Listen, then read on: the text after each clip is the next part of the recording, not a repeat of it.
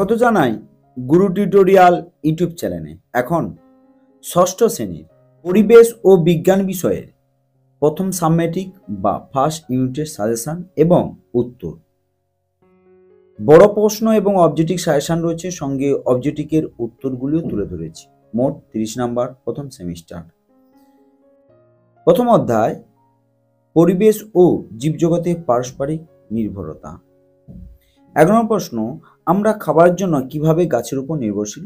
N2 2 নম্বরে। গাজর, আদা, সজনা, চালতা আমরা কোন অংশ খাই? 2 নম্বর প্রশ্ন। 3 নম্বর প্রশ্ন, তন্তু কি? উত্তর দেখো, সুতোর সবচেয়ে সরু অংশকে তন্তু বলে। 2 নম্বর প্রশ্ন, গদ কোথা থেকে পাই, কি কাজে ব্যবহার করা হয়? সজনে, বাবলা, শিরিষ গাছ থেকে পাই, আঠা হিসাবে বই বাঁধানোর কাজে ব্যবহার হয়। উত্তর তুলে ধরা হচ্ছে গুরু টিউটোরিয়াল সাজেশনের পক্ষ থেকে। সম্পূর্ণ ভিডিওটি দেখো, ভিডিওর মধ্যে বলে দেবো কিভাবে সম্পূর্ণ বিনামূল্যে পিডিএফটি ডাউনলোড করবে। আর অবশ্যই আমার এই ভিডিও ডেসক্রিপশন বক্সে যাবে, সেখানে হোয়াটসঅ্যাপ এবং টেলিগ্রাম গ্রুপ রয়েছে, সেই গ্রুপে জয়েন হতে ভুলবে না। আর যদি ভিডিওটি পছন্দ হয় প্লিজ বন্ধুদের মধ্যে শেয়ার করো, চ্যানেলটিকে সাবস্ক্রাইব করে অল নোটিফিকেশন অন করে দিও। রজন কোথা থেকে পাই, কি কাজে ব্যবহার করা হয়? উত্তর, পাইন গাছ বা শাল গাছ থেকে রজন পাওয়া যায়, পালিশের কাজে ব্যবহার করা হয়। 6 নম্বর প্রশ্ন, কুইনাইন কোথা থেকে পাই, কি রোগের ঔষধ তৈরি হয়? সিনকোনা গাছের ছাল থেকে পাই, ম্যালেরিয়া রোগের ঔষধ তৈরি হয়। উপস্থাপনা করা হয়েছে গুরু টিউটোরিয়াল সাজেশনের পক্ষ থেকে। অবশ্যই তোমাদের কাছে একটাই অনুরোধ, চ্যানেলটিকে সাবস্ক্রাইব করে অল নোটিফিকেশন অন করে দেবে, আর গ্রুপগুলো হোয়াটসঅ্যাপ এবং টেলিগ্রামে জয়েন হতে ভুলবে না। এছাড়া অন্যান্য বিষয়গুলি রয়েছে, ইতিহাস, ভূগোল, অন্যান্য বিষয়গুলিও দেখতে ভুলবে না।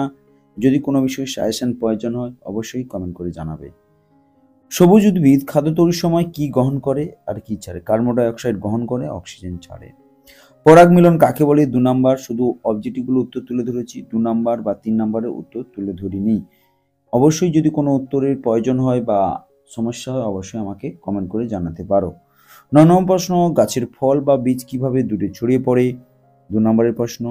মিথজীবিতা কাকে বলে? 2 বা তার বেশি জীব প্রকৃতিতে একে অপরের সাহায্যে বেঁচে থাকে, একে মিথজীবিতা বলে। 11 নম্বর প্রশ্ন, মাংসাশী ও তৃণভোজী প্রাণী কাকে বলে? যে প্রাণী অন্য প্রাণীকে খায় তাকে মাংসাশী বলে, আর যে প্রাণী লতা পাতা খেয়ে বেঁচে থাকে তাকে তৃণভোজী প্রাণী বলে। 11 নম্বর প্রশ্ন, খাদ্য এবং খাদক কাকে বলে? যারা অন্য জীবদেহ বা জীবদেহের কোনো অংশ খায় তাকে বলা হয় খাদক, আর খাদকরা যাদের খায় তাদেরকে বলা হবে খাদ্য। 12 নম্বর প্রশ্ন, পরজীবী কাকে বলে? যারা অন্যের উপর নির্ভর করে বেঁচে থাকে তাকে পরজীবী বলে। 13 নম্বর প্রশ্ন, একটি পরজীবী উদ্ভিদ ও একটি পরজীবীর প্রাণীর নাম লেখো। পরজীবী উদ্ভিদের নাম হলো স্বর্ণলতা এবং প্রাণীর নাম হলো উকুন, কৃমি প্রভৃতি। 14 নম্বর প্রশ্ন, খাবার জন্য মানুষ কিভাবে অন্যান্য প্রাণীর উপর নির্ভরশীল? 2 নম্বরে। সিল্ক কোথা থেকে পাওয়া যায়? রেশম মদ থেকে পাই। চোখ ভালো রাখে কোন ভিটামিন? Vitamin A. কোন ভিটামিন হাড় মজবুতি রাখে? Vitamin D. সামুদ্রিক মাছের যকৃতে কোন ভিটামিন পাওয়া যায়? Vitamin A O D. 19 নম্বর প্রশ্ন, পরিবেশ দূষণ কমায় এমন একটি পাখি ও প্রাণীর নাম লেখো। না, পাখির নাম হচ্ছে শকুন, কাক, আর প্রাণী হচ্ছে শূকর।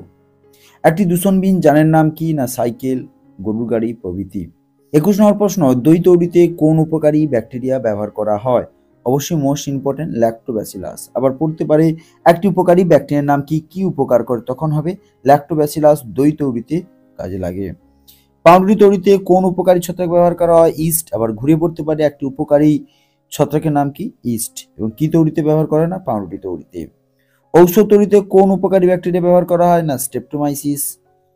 24 নম্বর প্রশ্ন, প্রাণীরা কিভাবে গাছের উপর নির্ভরশীল? 3 নম্বরে পড়তে পারে মানুষ কিভাবে গাছের উপর নির্ভরশীল। আমাদের চারপাশের ঘটনা সমূহ। অভিপ্রেত ঘটনা কাকে বলে? উদাহরণ দাও।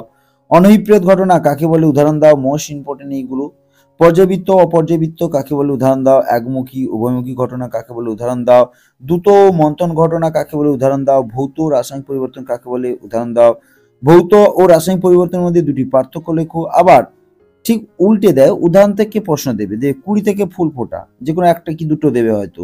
গাছ কেটে ফেলা, জোরে জোরে মাইক বাজানো, যেখানে সেখানে ময়লা আবর্জনা ফেলা, পুকুর থেকে চারা বীজ। এই উদাহরণ দিয়ে দিবে, বলতে হবে অভিপ্রেত না অনভিপ্রেত ঘটনা। অর্থাৎ পরিবেশে যেটা ক্ষতি করে সেই ঘটনাকে বলা হবে অভিপ্রেত ঘটনা। আর যে সমস্ত ঘটনা পরিবেশের ক্ষতি করে না তাকে বলা হবে অনভিপ্রেত ঘটনা। অর্থাৎ কুড়ি থেকে ফুল ফোটা এটা হচ্ছে অবশ্যই হবে অনভিপ্রেত ঘটনা। গাছ কেটে ফেলা অভিপ্রেত ঘটনা। এরপরে দেখো 9 নম্বর প্রশ্ন, সুনামি, জোয়ার ভাটা, গাছের পাতা ঝরে পড়া, রাস্তায় গাড়ি আসা, সিলিং ফ্যান প্রভৃতি এগুলো পর্যায় ও অপর্যায়, মানে একটি ঘটনা ঘটার পর পর্যায়বৃত্তকারে আবার যখন কোনো ঘটনা ঘটে তখন তাকে পর্যায়বৃত্ত বলা হবে। অর্থাৎ সুনামি আবার আসে না, যে কোনো নির্দিষ্ট সময় হতে পারে, কিন্তু জোয়ার ভাটা পর্যায়বৃত্ত ঘটনা। গাছের পাতা ঝরে পড়া পর্যায়বৃত্ত ঘটনা, একটি পাতা বড় হবে আবার শুকনো হয়ে পড়বে, এটা হচ্ছে নিয়ম। এরপরে 10 নম্বর প্রশ্ন দেখো, শুয়োপোকা থেকে প্রজাপতি হওয়া, ব্যাঙাচি থেকে ব্যাঙ, ফুটন্ত দুধে লেবুর রস মিশানো, বা আমের মুকুল থেকে আম, বা মাটি থেকে ইট, এগুলি কোনটি দ্রুত এবং কোনটি মন্থন? দ্রুত মানে খুব তাড়াতাড়ি ঘটবে, মন্থন মানে খুব ধীরে। 11 নম্বর প্রশ্ন, জল থেকে বাষ্প হওয়া, জল বরফে পরিণত হওয়া, বরফ থেকে জল, দুধ থেকে দই হওয়া, মরিচে পড়া, মোমবাতি জ্বালানো হলো, কাঠে আগুন ধরা, খাদ্য হজম করা, গাছের পাতা রং পাল্টে যাওয়া, লোহা থেকে চুম্বক তৈরি হওয়া, কালো চুল সাদা হওয়া। এই যে উদাহরণগুলি, এগুলি কোনটি ভৌত এবং কোনটি রাসায়নিক? ভৌত মানে কি, যে ঘটনা পুনরায় আবার ফিরে পাওয়া যাবে, আর রাসায়নিক একবার ঘটার পর তাকে আর ফিরে পাওয়া যাবে না। যেমন জল থেকে বরফ, বরফ থেকে আবার জল পাওয়া যায়, তাই এগুলো ভৌত পরিবর্তন। কিন্তু যদি বলা যায় একটি কাঠকে জ্বালিয়ে দেওয়া হলো, সেই কাঠকে আর কি ফিরে পাওয়া যাবে, তখন হবে রাসায়নিক পরিবর্তন, অর্থাৎ ফিরে পাওয়া যায় না। এগুলো উদাহরণগুলো করবে ভালো করে। দুটি রাসায়নিক সারের নাম কি? ইউরিয়া এবং ডাই অ্যামোনিয়া ফসফেট। দুটি রাসায়নিক কীটনাশকের নাম কি? কার্বলিক এবং ম্যালাথায়ন। জলে জীবাণু মারার জন্য কি ব্যবহার করা হয়? না, ক্লোরিন ব্যবহার করা হয়। তৃতীয় অধ্যায় এবং তোমাদের প্রথম ইউনিট টেস্ট, ষষ্ঠ শ্রেণীর প্রথম ইউনিট টেস্টের বিজ্ঞান বিষয়ে শেষ অধ্যায়। দেখো, মৌলিক, যৌগিক ও মিশ্র পদার্থ। ধাতু কাকে বলে? এ দুটি বৈশিষ্ট্য লেখো বা ধর্ম লেখো। অধাতু কাকে বলে? এ দুটি বৈশিষ্ট্য বা ধর্ম লেখো। একটি অধাতুর নাম লেখো যার তাপ তড়িতে সুপরিবাহী, গ্রাফাইট হবে। একটি তরল ধাতু, বুঝতেই পেরেছো, তাপে সুপরিবাহী হবে, পারদ। এবং একটি অধাতুর নাম লেখো যার তাপে সুপরিবাহী, না, হীরে। বিশুদ্ধ পদার্থ কাকে বলে? উদাহরণ দাও। সাধারণ প্রশ্ন, মিশ্র পদার্থ কাকে বলে? উদাহরণ দাও। মৌলিক ও যৌগিক পদার্থ কাকে বলে? উদাহরণ দাও। ধাতু অধাতু ও মৌলিক যৌগিক পদার্থের মধ্যে দুটি করে পার্থক্য লেখো। প্রশ্ন দেখো, হাইড্রোজেন, অক্সিজেন, জল, কার্বন ডাই অক্সাইডের দুটি করে ধর্ম লেখো। জল কি কি পরমাণু দিয়ে গঠিত? হাইড্রোজেন, অক্সিজেন দিয়ে। চিনি কি কি পরমাণু দিয়ে গঠিত? এই দুটার মধ্যে খুব একটা তো উঠেই গেছে পরীক্ষায়, কার্বন, হাইড্রোজেন, অক্সিজেন দিয়ে। চিহ্ন কাকে বলে? কোনো মৌলকে সংক্ষেপে প্রকাশ করবার জন্য ইংরেজি প্রথম অক্ষর ব্যবহারকে চিহ্ন বলা হয়। অবশ্যই তোমাদের সুবিধার্থে বলে রাখছি, এই যে কোডটি দেখছো, এই কোডটি আমার এই ভিডিও ডেসক্রিপশন বক্সে যাবে, সেখানে হোয়াটসঅ্যাপ নম্বর, টেলিগ্রাম লিঙ্ক রয়েছে, সেখানে গ্রুপগুলোতে জয়েন হয়ে যাবে। আর হোয়াটসঅ্যাপ এবং টেলিগ্রামে এই যে কোডটি শুধু মেসেজ করবে, অটো রিপ্লাই করা থাকবে, সঙ্গে সঙ্গে পিডিএফটি চলে যাবে। কোনো সমস্যা হয় হোয়াটসঅ্যাপে এবং টেলিগ্রামে মেসেজ করো। এরপর দেখো চিহ্ন কাকের পর দেখো বিভিন্ন চিহ্নগুলি most important, nitrogen, iodine, sulphur, potassium, sodium, তামা, সোনা, লোহা, রূপা, হিলিয়াম ও ম্যাঙ্গানিজ, অক্সিজেন, কার্বন, আয়োডিন, এদের চিহ্নগুলি উল্লেখ করো, মোস্ট ইম্পর্টেন্ট। কিন্তু অবশ্যই সম্পূর্ণ বিনামূল্যে পিডিএফটি ডাউনলোড করো। আর যদি বিস্তারিত জানতে চাও, আমার এই ভিডিও ডেসক্রিপশন বক্সে ক্লিক করো, সেখানে প্লেলিস্ট থাকবে, সেখানে প্লেলিস্টে ক্লিক করো, অন্যান্য বিষয়ে সাজেশনগুলো দেখতে পারবে, এবং প্লাস কীভাবে পিডিএফ ডাউনলোড করবে সেখানেও বিস্তারিত দেওয়া থাকবে। জল, carbon dioxide, oxygen, nitrogen, methane, chlorine, ammonia, এদের সংকেত লেখো। এদের কি বললাম? সংকেত। জলের H2O, কার্বন CO2, এইভাবে সংকেত লিখতে। দ্রব্য এবং দ্রব্য কাকে বলে? পরিশ্রাবণ কি? পরিশ্রাবের জন্য আমরা কি কাগজ ব্যবহার করি? ফিল্টার কাগজ, সবাই জানি। কেলাসন কি এবং কি কাজে ব্যবহার করা? এই তিনটি অধ্যায় তোমাদের প্রথম সাবমেট্রিক সাজেশন। আর উপস্থাপন করা আছে গুরু টিউটোরিয়াল সাজেশন পক্ষ থেকে। যদি ভিডিওটি ভালো লাগে চ্যানেলটি সাবস্ক্রাইব করে অল নোটিফিকেশন অন করে দিও, আর প্লিজ বন্ধুদের শেয়ার করতে ভুলবে না।